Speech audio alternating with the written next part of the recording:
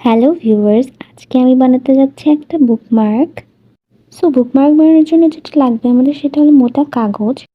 এখানে আমি লম্বা করে কাগজটি কেটে নিয়েছি। তারপর এর উপর হলুদ কালার করলাম। তারপর এর উপর একটু লাভ লাভ করে একটু ডিজাইন করলাম। সেটা আমার ভালো লাগলো না, তারপর আবার সবুজ করে দিলাম। হলুদটা একটু ফ্যাকাশে লাগছিল, যার জন্য আমি একটু সবুজ করে নিলাম। যাই হোক, এর উপর 3টা পাতা দিয়ে ফুল আঁকানো শুরু করলাম। তারপর 3টা পাতার ফুল দিয়ে পুরো কাগজটা ভরিয়ে ফেললাম। তারপরে হলুদ পাতাগুলোর উপরে আবার সবুজ পাতা বানালাম। এভাবে করে পুরোটাই জুড়ে দিলাম, সবুজ হলুদ মিক্স করে। দেখা যাচ্ছে সুন্দর লাগতেছিল। তারপর কেচি দিয়ে কেটে নিলাম 2 সাইডে, ঠিক ত্রিভুজের মতো। এরপর মাঝ বরাবর ফুটা করে তারপর সুতা দিয়ে বেঁধে হয়ে গেল আমার বুকমার্ক রেডি। এই তো আমার ফাইনাল লুক।